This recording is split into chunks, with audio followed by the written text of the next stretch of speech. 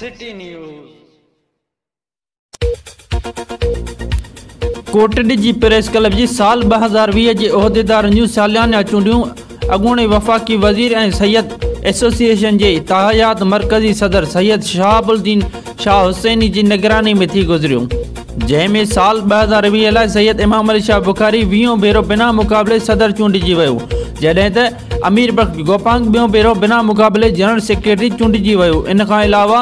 पीर बख़्श गोपांग पिणु 2 भेरो सीनियर नायब सदर ऐं ग़ुलाम क़ादिर संदड़ अमानुल्लाह बुख्टी जावेद कांदड़ो ऐं ज़काउल्लाह कांदड़ो नायब सदरनि जे उहिदनि ते बिना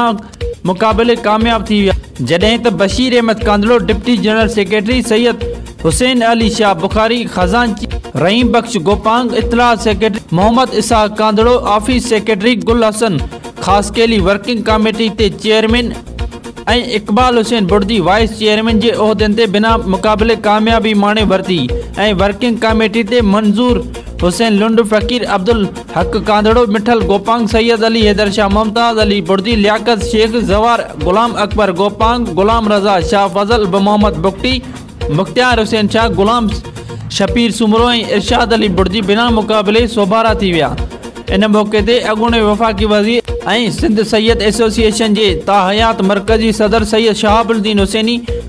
20 भेरो सैयद इमाम अली शाह बुखारी खे प्रेस क्लब कोट जी जे सदर चूंडिजण ते खेसि मुबारकियूं ॾिनियूं ऐं ॿियनि सभिनी उहिदेदारनि खे पिणु मुबारकियूं ॾिनियूं वयूं।